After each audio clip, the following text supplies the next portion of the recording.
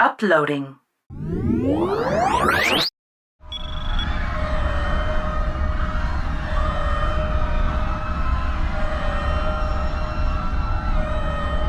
If there is a God, he will have to beg me for my forgiveness. These words were etched on a wall of a commanding officer's quarters on an Oberth-class vessel. The Oberth class is perhaps the worst vessel in the fleet. There is not an inferior one to it. But the reason why it's so bad is kind of ironic. The Oberth signifies what Starfleet should have been, at least if we listen to Picard. Starfleet is not a military organization. Its purpose is exploration. Starfleet should have either been solely dedicated to science and exploration, or it should have two divisions, one for science and one for war. The Oberth-class ship was what Starfleet vessels would have looked like if Jean-Luc Picard had had his way. Let's just get into it. Seeing service for the entirety of the 2380s, the Oberth was originally dedicated to research and development of various technologies. It was also used as a test bed for numerous different devices that ranged from the mundane to top secret and even black ops. The most well-known vessel included the USS Grissom that was studying the Genesis planet leading to its destruction by the Klingons, as well as the USS Pegasus, which had been testing an illegal Starfleet cloaking device that had the additional bonus of phasing through matter. While the Oberth was never designed for combat and could not consistently defend itself, it would be utilized against the Borg at Wolf 359 as well as Sector 001. There would even be Oberths that served during the Dominion War as late as 2374.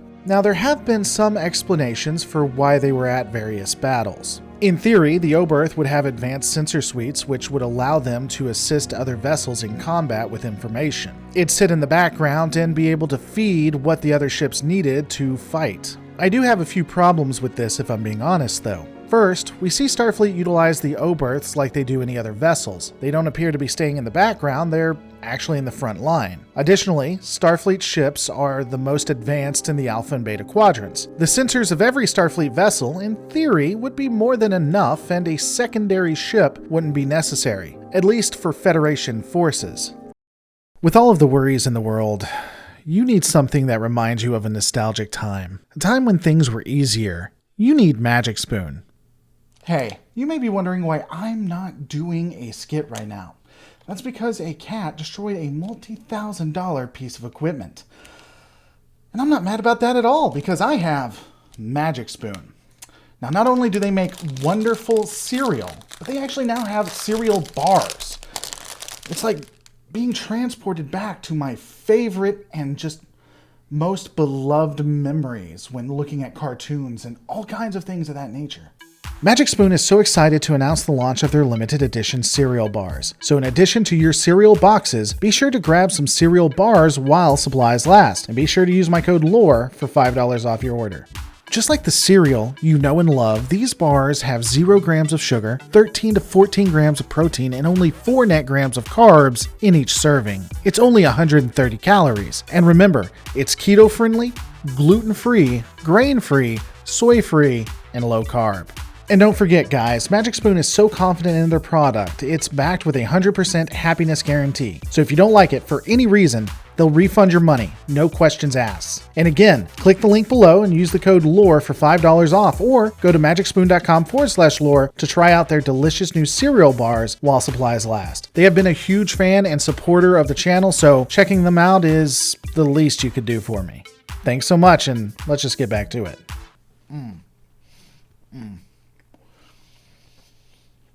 I don't even care about the world.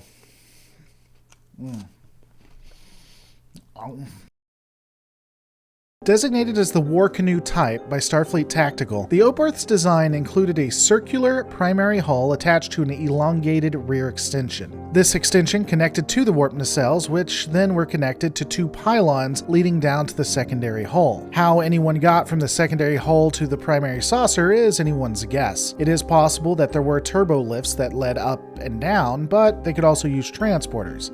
Ultimately, it just seems like a bad design. There were 13 decks on the Oberth with a docking port on the back side holding at least one shuttle. The impulse engines were located on the back of the rear extension, and while we don't know what the maximum warp of the vessel could achieve, we do know that it could go to warp. This is because of the nacelles that I mentioned before and a warp core located in the engineering section. The bridge was located on Deck 1, and as always, I'm now going to remind you that I have done an extensive breakdown of all Starfleet bridges. So that I don't have to repeat myself, and because I think it would behoove you to take a look at it, go check out that video. The interior of the Oberth was Spartan, but did seem to reflect the style of the 24th century, with grays, yellows, and whites dominating the coloring scheme. The Oberth would have several labs, with one being located on Deck 4 and another location known as Science Operations. Main engineering was likely at the bottom of the ship, and it was extremely small for Federation design, and encompassed the entirety of the warp core with some consoles. Ironically, the only thing that appeared somewhat spacious is that of the crew quarters, though this could have just been a view of an officers' quarters and not those of the junior officers nor the enlisted.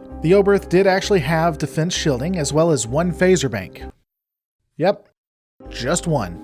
The phaser bank would be used to its max when at least one Oberth was at the Battle of Wolf 359 and two of them, if not three of them, were at the Battle of Sector 001. The Oberth could run on a crew as low as 5 personnel, with the standard complement being roughly 80. Beyond that, we don't have much more to talk about with the vessel. There is some evidence that this ship was used for both Starfleet and civilian use. There are at least 2 vessels that have the common designations for ships owned by non-Starfleet personnel. This included the SS Vico, which had a numbering designation of NAR 18834, NAR being used for the Federation specifically and not Starfleet, as well as the SS Sulkovsky, which is stated to be a Starfleet vessel, but again, does not carry the USS. It only carries the SS. Of the definitive ships we know were Oberth, that includes the USS Biko, USS Bonestall, USS Cochrane, USS Copernicus, USS Oberth, and the USS Yosemite, along with the other 2 that I named previously. I don't like the Oberth very much, but that's because it was designed to be destroyed. It really was what Starfleet should have been if Picard was accurate, but thankfully he wasn't.